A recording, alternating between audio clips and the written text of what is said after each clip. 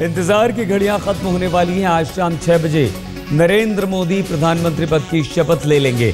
तो मनोनीत प्रधानमंत्री नरेंद्र मोदी आज देश के 15वें प्रधानमंत्री बनेंगे। 3 महीने लंबे चुनावी कैंपेन के बाद आज नरेंद्र मोदी का शपथ ग्रहण समारोह होगा। गुजरात भवन में इस वक्त ठहरे हुए हैं।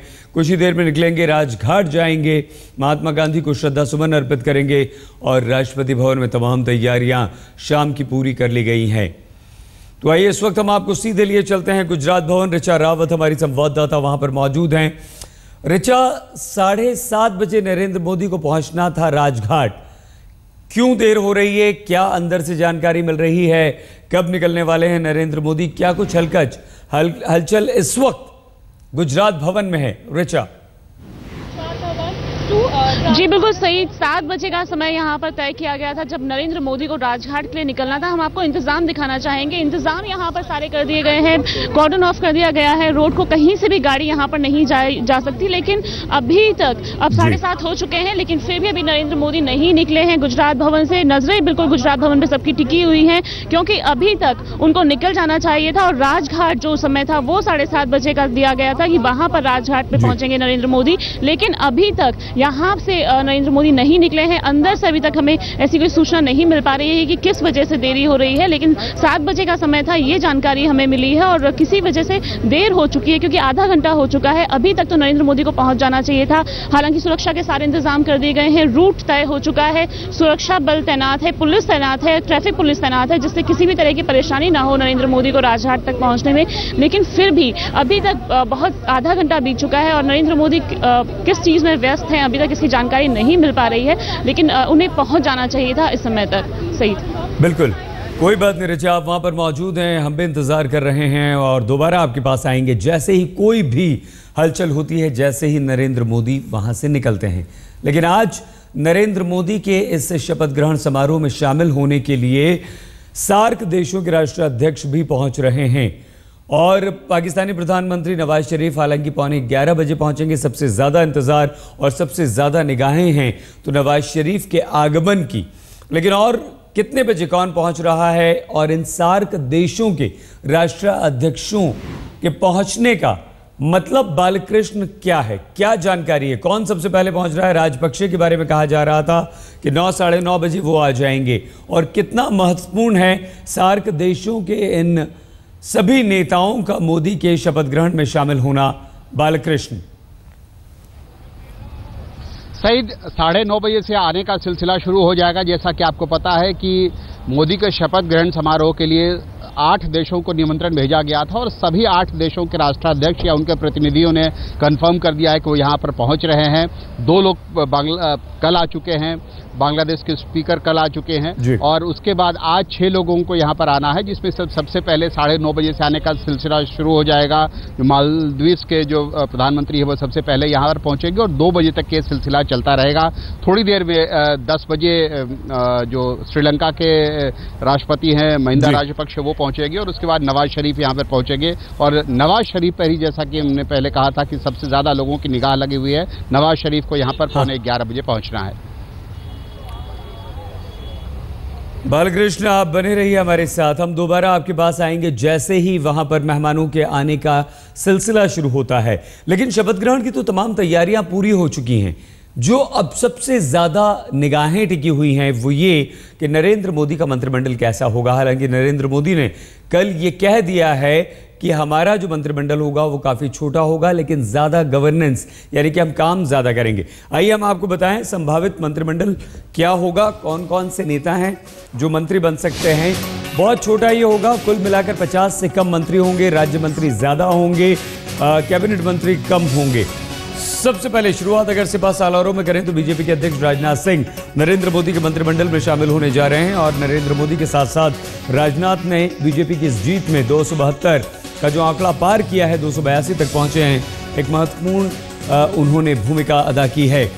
बीजेपी के वरिष्ठ नेता अरुण जेटली जो कि चुनाव हार चुके हैं, राज्यसभा में नेता विपक्ष की भूमिका उन्होंने बहुत अच्छी तरह से निभाई थी। अटल बिहारी वाजपेयी की सरकार में कानून मंत्री भी रह चुके हैं, लेकिन अमृतसर से कैप्टन अमरिंदर ने उन्हें चुनाव हरा दिया है। सुषमा स्वराज विदिशा से सांसद हैं और भारी मतों से जीती हैं। दिल्ली की बड़ी नेता हैं, बीजेपी की बड़ी नेता हैं। वो 15वीं लोकसभा में नेता विपक्ष लोकसभा में थी और बहुत मुखरता से उन्होंने सरकार को घेरा था। विपक्ष के तौर पर अपनी उपस्थिति दर्ज करवाई थी। अटल बिहारी सरकार में मंत्री भी रह चुकी हैं सुषमा स्वराज। नितिन गडकरी नागपुर से सांसद हैं, बीजेपी के पूर्व अध्यक्ष हैं। उन्हें कुर्सी छोड़नी पड़ी थी, आरोप लगे थे उनके ऊपर। और अनंत कुमार सांसद हैं, बेंगलोर दक्षिण से, बेहद करीबी हैं, बीजेपी के वरिष्ठ नेता हैं, संगठन में काफ़ी काम करते हैं। काफ़ी अच्छी पकड़ अनंत कुमार की है और अनंत कुमार भी मोदी के सिपह सालारों में शामिल रहेंगे। पूर्व थल सेना अध्यक्ष जनरल वीके सिंह गाजियाबाद से चुनाव लड़े हैं, पहली बार चुनाव जीत कर आए हैं। पिछले साल ही रिटायर हुए थे। पिछले साल कांग्रेस की सरकार से उम्र विवाद को लेकर काफ़ी सुर्खियों में रहे थे। स्मृति ईरानी हालांकि चुनाव हार चुकी हैं, बीजेपी की महिला मोर्चे की अध्यक्ष हैं। अमेठी से राहुल गांधी कुमार विश्वास के खिलाफ उन्होंने चुनाव लड़ा था। कड़े मुकाबले में राहुल गांधी से चुनाव हारी थी। शुरुआती दौर में काफी आगे भी स्मृति ईरानी चल रही थी, उपाध्यक्ष भी रही हैं। अनुराग ठाकुर लगातार तीसरी बार सांसद चुने गए हैं और हिमाचल के पूर्व मुख्यमंत्री प्रेम कुमार धूमल के बेटे होने के साथ साथ भारतीय जनता युवा मोर्चा के अध्यक्ष, बीसीसीआई से भी जुड़े हुए हैं। और अनुराग काफी तेज तर्रार नेता, 2008 में पहली बार सांसद चुने गए थे, बीसीसीआई के सह सचिव भी हैं। डॉक्टर हर्षवर्धन चांदनी चौक से चुनाव जीत कर आए हैं, कपिल सिब्बल को हराया है, आशुतोष को हराया है। और जब दिल्ली में चुनाव हुए थे, विधानसभा चुनाव, तो इन्हें ही मुख्यमंत्री के तौर पर प्रोजेक्ट किया गया था। दिल्ली के मुख्यमंत्री के उम्मीदवार थे 2013 के चुनाव में। हालांकि दूसरे नंबर की सबसे बड़ी पार्टी होने के बाद भी सरकार नहीं बना पाए थे। झांसी से सांसद उमा भारती मध्य प्रदेश के पूर्व मुख्यमंत्री रह चुकी हैं, फायर ब्रांड नेता कहलाती हैं, काफी तेज तर्रार हैं। कलराज मिश्र देवरिया से सांसद हैं, उत्तर प्रदेश बीजेपी के बड़े नेता हैं और उनका मंत्री बनना लगभग तय माना जा रहा है। उत्तर प्रदेश की सरकार में मंत्री भी रह चुके हैं। राजनाथ के लिए लखनऊ की अपनी सीट उन्होंने छोड़ी थी, लेकिन देवरिया से जीत गए हैं। मेनका गांधी पीलीभीत से सांसद हैं, लगातार जीत रही हैं, संजय गांधी की पत्नी हैं। गांधी परिवार से उनका रिश्ता है, लेकिन बीजेपी के साथ जुड़ी रही हैं। वरुण गांधी की मां हैं। वरुण गांधी भी चुनाव जीत चुके हैं और अटल सरकार में मंत्री भी रह चुकी हैं। मेनका गांधी मुख्य प्रवक्ता, बीजेपी के सबसे मुखर नेता प्रवक्ता रविशंकर प्रसाद राज्यसभा से सांसद हैं, चुनाव इस बार लड़ा है, जीते हैं। अटल सरकार में मंत्री रह चुके हैं, सूचना एवं प्रसारण मंत्रालय संभाल चुके हैं रविशंकर प्रसाद। संतोष गंगवार बरेली से सांसद हैं और गंगवार जो हैं बीजेपी के वरिष्ठ नेता हैं, संगठन से जुड़े रहे हैं, काफ़ी काम करते रहे हैं। सत्यपाल सिंह बागपत से आरएलडी के अजीत सिंह को हराया है, मुंबई के पुलिस कमिश्नर रह चुके हैं और रिटायरमेंट के बाद बीजेपी ज्वाइन की है और चुनाव जीता है। सत्यपाल सिंह जो हैं वो मंत्री बन सकते हैं, ये संभावित है, जो आज शपथ ले सकते हैं, मंत्री बन सकते हैं। संभावना है कि ये मोदी का मंत्रिमंडल होगा। कुछ नाम हमने आपको बताएं, सुमित्रा महाजन के स्पीकर बनने की खबरें भी आ रही हैं और ये कहा जा रहा है कि उनके नाम पर भी मोहर लग चुकी है। लेकिन बीजेपी के वरिष्ठ नेता लाल कृष्ण आडवाणी को लेकर असमंजस अभी बना हुआ है। और आइए इस वक्त हम आपको सीधे लिए चलते हैं गुजरात भवन। नरेंद्र मोदी राजघाट के लिए निकल रहे हैं। राष्ट्रपिता महात्मा गांधी की समाधि पर वो उन्हें श्रद्धांजलि अर्पित करने के लिए जा रहे हैं। ये गतिविधियां देखिए वहां पर शुरू हो गई। रिचा हमारी संवाददाता मौजूद हैं, क्या खबर है रिचा? क्या ये काफिला जो जा रहा है नरेंद्र मोदी का है रिचा? जी बिल्कुल सही, 7 बजे का समय था, लेकिन लगभग 40 मिनट की देरी के बाद अब नरेंद्र मोदी यहां से निकल चुके हैं। हालांकि यहां से दिखाना बहुत मुश्किल होगा, लेकिन जो गुजरात भवन का एक बोर्ड दिख रहा है उसके बाद वाला जो गेट था वहां से वो निकले हैं। उनकी जो स्कॉर्पियो अभी तक जो इस्तेमाल करते थे वो ही उनके काफिले में थी और उसी से वो राजघाट के लिए भी निकले हैं। अब लगता है कि यहाँ से 10 से 15 मिनट के बीच वो राजघाट पहुंच जाएंगे और वहां पर जो महात्मा गांधी को उनको श्रद्धांजलि देनी है वो उसे दे पाएंगे। बिल्कुल रिचा, आप हमारे साथ बने रहिए। रिचा, ये जो गाड़ियां जा रही हैं, हम चाहेंगे कि आप हमारे दर्शकों को बताएं कि ये शायद काफिला नरेंद्र मोदी का ही है और इस वक्त वहां पर क्या कुछ चल रहा है, कैसे नरेंद्र मोदी निकले, कौन कौन उनके साथ हो सकता है, क्या कुछ जानकारी आपको मिल पाई है, क्या कुछ आप देख पा रही हैं रिचा? फिलहाल से जो जानकारी मिली है उसके मुताबिक यहाँ से नरेंद्र मोदी ही निकले हैं और जो अभी तक हम उनकी जो गाड़ियाँ देखते थे उनके काफिले में, जो स्कॉर्पियो उनके काफिले में हुआ करती थी, उसी में वो यहाँ से निकले हैं।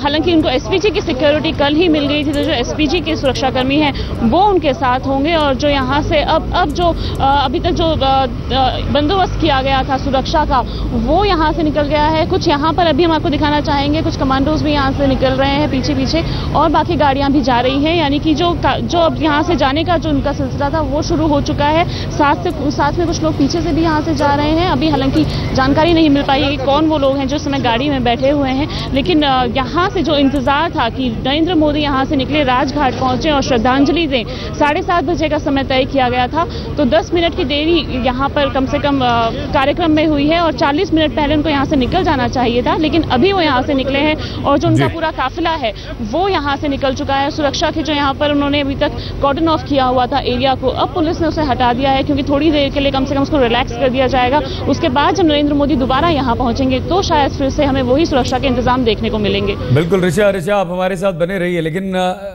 गुजरात भवन से निकलने के बाद नरेंद्र मोदी पहुंचेंगे राजघाट, जहां की तस्वीरें हम आपको दिखा रहे हैं, यानी कि नरेंद्र मोदी का इंतजार वहां पर शुरू हो चुका है।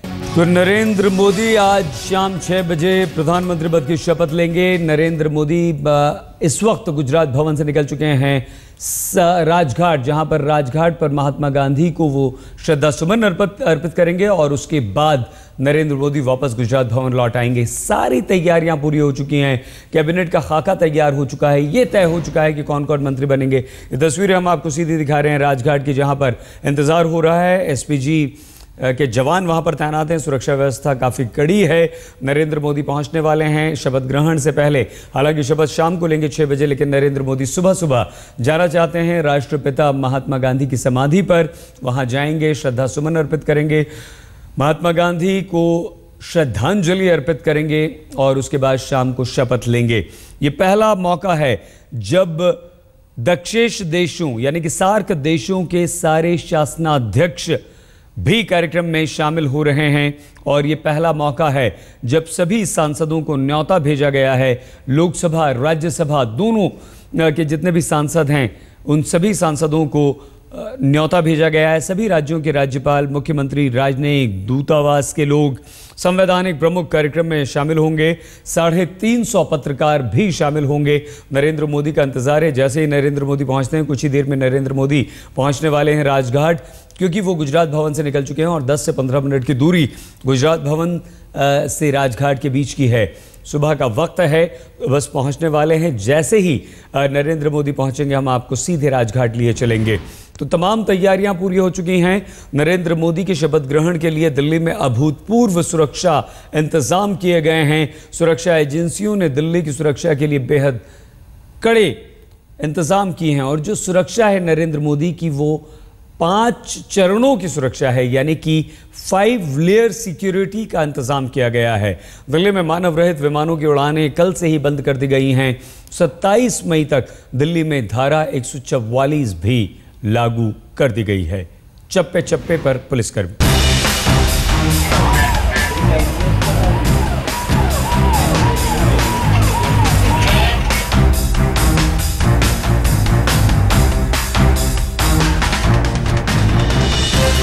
दिल्ली दुनिया की खास शख्सियतों का ठिकाना बनने जा रही है। सार्क देशों के राष्ट्राध्यक्षों सहित तमाम राजनयिक और वीवीआईपी हस्तियां शपथ ग्रहण समारोह में शामिल होने दिल्ली पहुंच रही हैं। ये सभी जितने खास हैं उतनी ही अहम है इन सभी की हिफाजत। पड़ोसी होने के नाते सभी हिंदुस्तान में मुल्क की नई सरकार बनने के मौके पर इकट्ठा हो रहे हैं और भारत के न्योते पर इन सभी की तरफ से यहाँ आने की रजामंदी भी आ चुकी है। लेकिन जश्न के इस मौके पर खलल पड़ने के अंदेशे और इन सभी लोगों की हिफाजत में किसी भी तरह की चूक न होने देने की गरज से दिल्ली में सुरक्षा के चाक चौबंद बंदोबस्त किए गए हैं। 26 मई को नरेंद्र मोदी देश के अगले प्रधानमंत्री के तौर पर राष्ट्रपति भवन में शपथ लेंगे। इस दौरान सुरक्षा को लेकर के दिल्ली पुलिस ने अभूतपूर्व इंतजाम किए हैं। न सिर्फ राष्ट्रपति भवन के आसपास का इलाका बल्कि पूरी दिल्ली में सुरक्षा के कई इंतजाम किए गए हैं। न सिर्फ दिल्ली पुलिस बल्कि पैरामिलिट्री फोर्सेस के अलावा कमांडोज की भी जगह जगह तैनाती की गई है, ताकि इस बात को इंश्योर किया जा सके कि कोई भी आतंकवादी गतिविधि तो क्या, कोई परिंदा भी मौके पर ना मार सके। मामला खास है, लिहाजा हिफाजत का इंतजाम भी बेहद खास ही रखा गया है और इस खास इंतजाम को 5 लेयर सिक्योरिटी का नाम दिया गया है। यानी दिल्ली में जमीन से लेकर आसमान तक सुरक्षा के ऐसे बंदोबस्त किए गए हैं जिसको भेदना करीब करीब नामुमकिन ही है। इस खास मौके पर लुटियंस जोन में नरेंद्र मोदी के सबसे खास मेहमानों की सुरक्षा को लेकर चौकस व्यवस्था इसलिए भी की जा रही है क्योंकि सुरक्षा के लिहाज से ये मौका बेहद संवेदनशील है। हिंदुस्तान की हिफाजत के इंतजाम में लगी तमाम सुरक्षा एजेंसियों का अलर्ट भी यही है कि भारत के खिलाफ सक्रिय आतंकी संगठन अपने खतरनाक मंसूबों को पूरा करने के लिए किसी भी हद तक जा सकते हैं। अफगानिस्तान में भारतीय दूतावास पर हुए आतंकी हमले के बाद भारतीय सुरक्षा एजेंसियां और दिल्ली पुलिस पूरी तरीके से चौकन्ना हो गई है। उनका कहना है कि 26 मई को जो भी विदेशी मेहमान भारत देश में आएंगे उनकी पूरी सुरक्षा की व्यवस्था की जा रही है। दिल्ली की सुरक्षा को पुख्ता करने के लिए रविवार से ही दिल्ली में किसी भी तरह के मानव रहित विमानों की उड़ानों पर रोक लगा दी गई है। इसके साथ ही नई दिल्ली में 27 मई तक धारा 144 लागू कर दी गई है। अफगानिस्तान में भारतीय दूतावास पर हमले के बाद आतंकियों के इरादे उजागर हो गए हैं। साथ ही जमात उद दावा के आतंकी हाफिज सईद ने भी नवाज शरीफ के दौरे पर कड़ी आपत्ति जताई है। इसलिए भारत ने अपने इन खास मेहमानों की हिफाजत का पुख्ता बंदोबस्त किया है। पुनीत शर्मा और विशाल प्रताप सिंह के साथ हिमांशु मिश्रा, दिल्ली आज तक।